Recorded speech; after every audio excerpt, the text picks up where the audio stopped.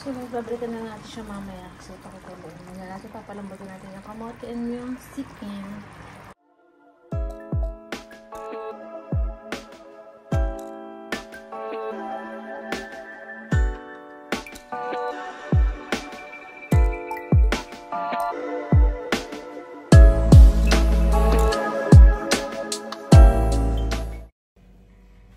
Hello guys! Welcome back to our YouTube channel. Charot. So, alam nyo na. Ako lang nakikita nyo. So, ibig sabihin, magluluto na naman ako. Kahit ayoko may video-video. Gusto ko sana magpahinga.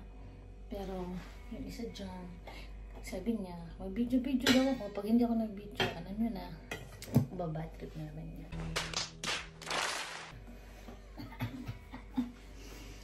Sunday ngayon, wala tayong pasok. So, ako yung nagpahinga, naglaba. Palaging kung nalang ginagawa, naglalaba. Magluluto tayo ngayon. Yung camera natin, may sariling mundo. Sa maharap. Noong Friday, tama ba? Nagtinola siya. Sabi niya sa video, hinatin niya yung chicken dahil malaki yung chicken legs. Ito yung natira, gagawin natin adobo. So, nothing special. Kaya adobo ko lang naman yan.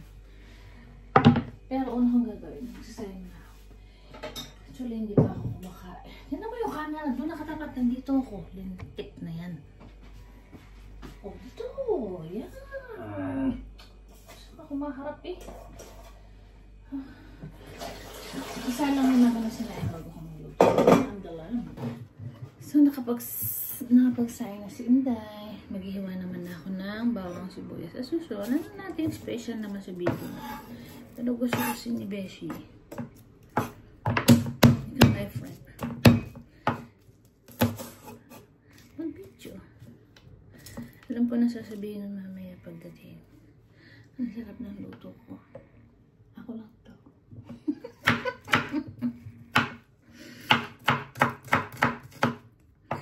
Ang adobo na napakadaling lutuin na minsan ang hirap makuha ng timpla. Madaling lutuin ng adobo kasi iisa mo lang naman sa bawang sibuyas, toyo, suka. Pero karamihan nahihirapan makuha yung timpla ng adobo. Kahit ako minsan ganyan. Hindi na naman ako kagalingan magluto. Manimulo ko talaga. Ay. Yung mga ganito lang kaya kong lutuin. Nothing special. So, sarap sa adobo mo. Okay na to. Then, sibuyas. Masarap sa adobo mo sibuyas. May extra pa akong sibuyas. Kasi, mahilig ako sibuyas. So, pag naluto na siya, itatapping ko to. Masarap kasi yung sibuyas na hindi siya masyadong yung medyo konti siya. Masarap yun sa adobo. Tapos, instead na patatas, dahil meron akong biniling kamote last time, nalagay ko. Kamote. Ito talaga nakakainis itong camera na ito kung pumupunta eh.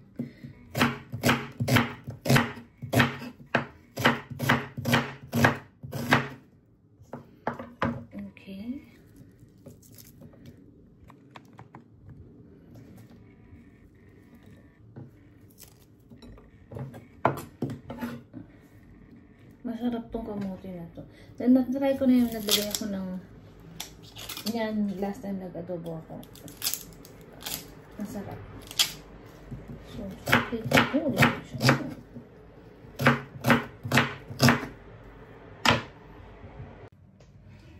Nga pala guys, bumabagyo sa Pilipinas. Ingat po tayong lahat, lalo na po sa pamilya namin, ng aking asawa. Mag-iingat po palagi at lahat po ng tao na nasa Pilipinas kung saan man po tumama yung bagyo na sinasabi and nababasa ko na malakas daw na bagyo to. Ingat po, ingat palagi. God bless. Sana po walang so magluto na tayo guys.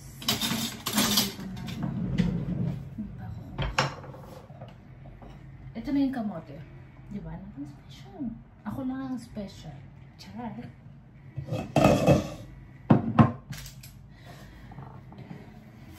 Naiinis ako dito, masyadong mataas.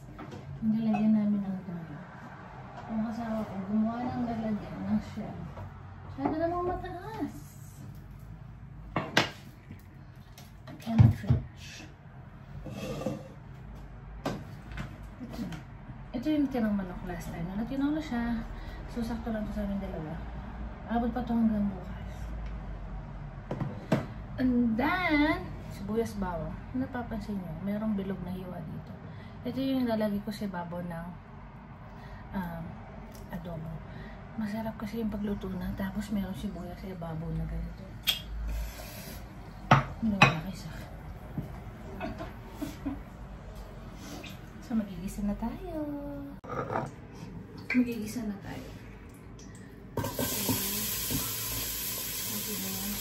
Nahulog yung sibuyas.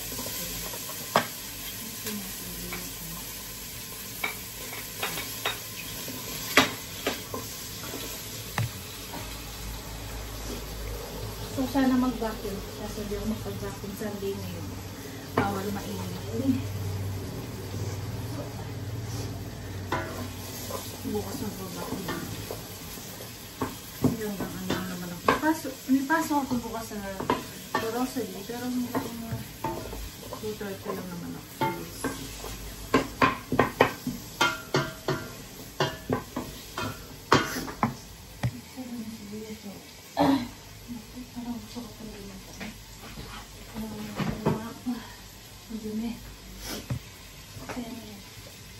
Isa lang. Higyan na natin ang chicken.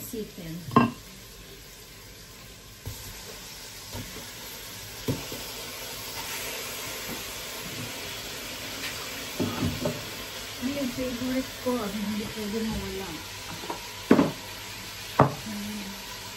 Ang pamita is light. Diba?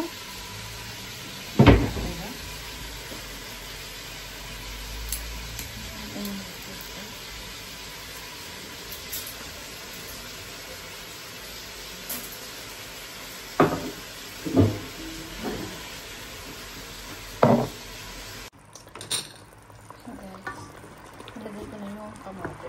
Nalas na yung beses sa kulo. Para pag malambot yung kamote, malambot na rin yung manok.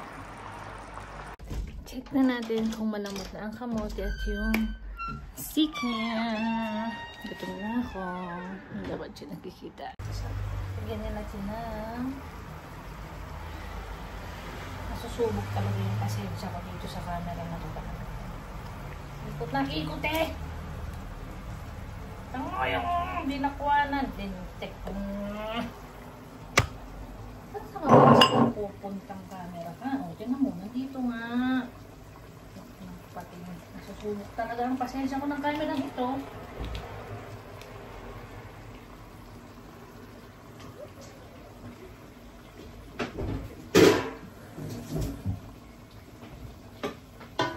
Ilagay ako ng extra sauce. Para ano ba? Mausok, diba? Wala kayong makita. Check.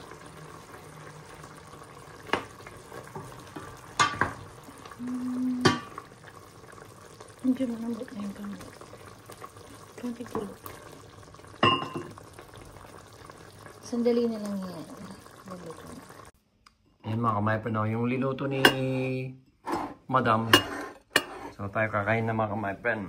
Tikman natin kung may itlog pa o may paitlog pa si Madam. So may kompleto tayo, may tubig tayo mga kamaypan.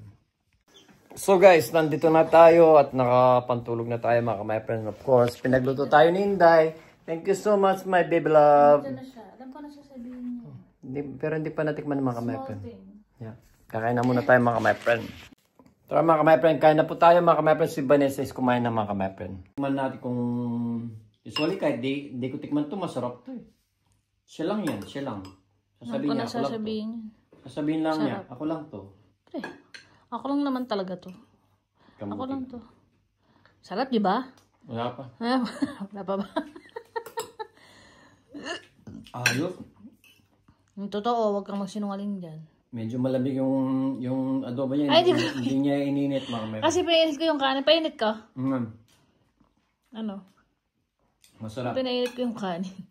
Masarap yung adobo ni Vanessa, lalo nilagyan niya ng oyster sauce mga may. Tapos kamuti. Hindi yung kamote, malambot yung kamote, masarap pagkaluto. Masarap na.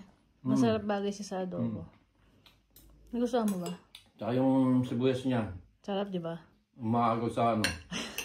Sa tamis na ano. Gusto ko kasi yung adobo na luto na tapos mayroon siya sibuyas sa ibabaw. Sarap, di ba? Malasa sa mga kamepem. Malasa yung ano niya. Sarap. Yung sabaw niya malasa. Kaya pati yung kamote masarap. So, no, sarap. So hanggang dito na lang mga kamepem dahil Kakain mo na siya. kakain mo na ako. Alam niyo Enjoy na. niya muna yung pagkain niya. So thank you so much baby ko at thank you so much Maliit na bagay. Di ba? sa Pilipinas po dahil bumabagyo ngayon. Ingat po tayo sa mga pamilya namin both ni Vanessa sa compound at sa mga pamilya namin. Ingat po tayo sa mga kamag-anakan ng Pangkalatan. Ingat po tayo sa bagyo mga kamaipan. Sa mga lahat ng tao sa Pilipinas, sa buong sulok ng Pilipinas. Ingat po tayo and God bless po. We love you so much. Bye-bye. Bye-bye.